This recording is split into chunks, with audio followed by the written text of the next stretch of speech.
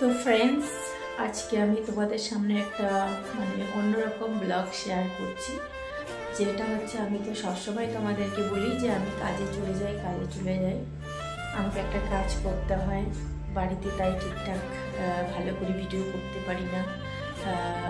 তো তাড়াহুড়ো করে কাজ করে চলে আসতে হয়, সবসময় বলি।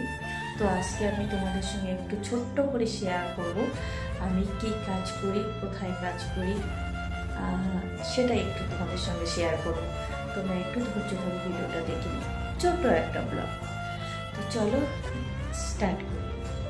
তো দেখতে পাচ্ছ ফ্রেন্ডস, এটা হচ্ছে আমাদের ডক্টরস রুম।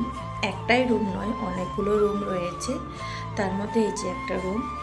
তো রুমটার অবস্থা দেখেন এই বেডটা, এই যে বেডটাকে পরিষ্কার করে রাখতে হবে। তারপরে রয়েছে এই যে টেবিলটাকে গুছিয়ে রাখতে হবে। তারপরে দেখাচ্ছি এদিকে চেয়ারগুলো কীরকম করে আছে, চেয়ার টুল সেগুলো।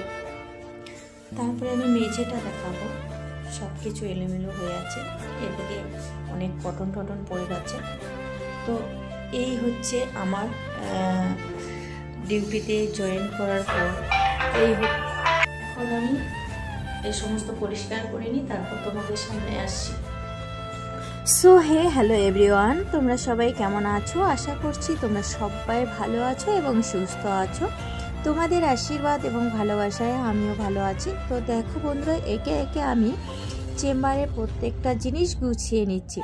তো আগের দিন যে ডক্টর বসেছিলেন, সেই ডক্টরের প্যাড, নাম প্লেট সব কিছু টেবিলেই ছড়িয়ে ছিটিয়েছিল, সেগুলোকে আবার গুছিয়ে ড্রয়ারের ভিতরে রেখে দিচ্ছি। আর আজকে যে ডক্টর বসবে, সেই ডক্টরের প্যাড, নাম প্লেট আমি টেবিলটাকে সুন্দর করে মুছে তার উপরে গুছিয়ে দিচ্ছি। তো সুন্দর করে গুছিয়ে রাখার পর তারপর কিন্তু আমি ভুলে গেছি যে হ্যাঁ, এখানে তো জলের বোতল দিতে হবে। আমি কিন্তু একদমই ভুলে গেছি, তাই জলের বোতল নিয়ে দিলাম। তারপর সাথে একটা টর্চ লাইট দিয়ে দিলাম। আর তোমরা একটা জিনিস খুব সুন্দর হয়তো লক্ষ্য রেখেছো যে কাজ করতে করতে কিন্তু 2-3টে ফোন চলে এসেছিলো। সেই কাজের মাধ্যমে কিন্তু আমাকে ফোনগুলোকেও রিসিভ করতে হয়েছিল। সেই ফোনগুলো হচ্ছে গিয়ে ডক্টরকে দেখাবে বলে পেশেন্টের নাম লিখতে বলছিল। তো বললাম আপনারা একটু ওয়েট করেন, আমি একটু ব্যস্ত আছি, 5-10 মিনিট পর ফোন করে নামটা লিখিয়ে দেন। বললো আচ্ছা ঠিক আছে। তো দেখো, সম্পূর্ণ রুমটা আমার ক্লিন করা হয়ে গেছে, এখন ঝাড় দিয়ে নিচ্ছি। তো ঝাড় দিয়ে দিলাম, পুরো ঝাড় দেওয়া হয়ে গেছে। তারপর বাইরে আবার চেম্বারের বাইরে একটা নাম প্লেট বসাতে হয়, তাই চেম্বারে দেখো এই রুমটাও ক্লিন করে রেখে দিয়েছি। এগুলো কমপ্লিট।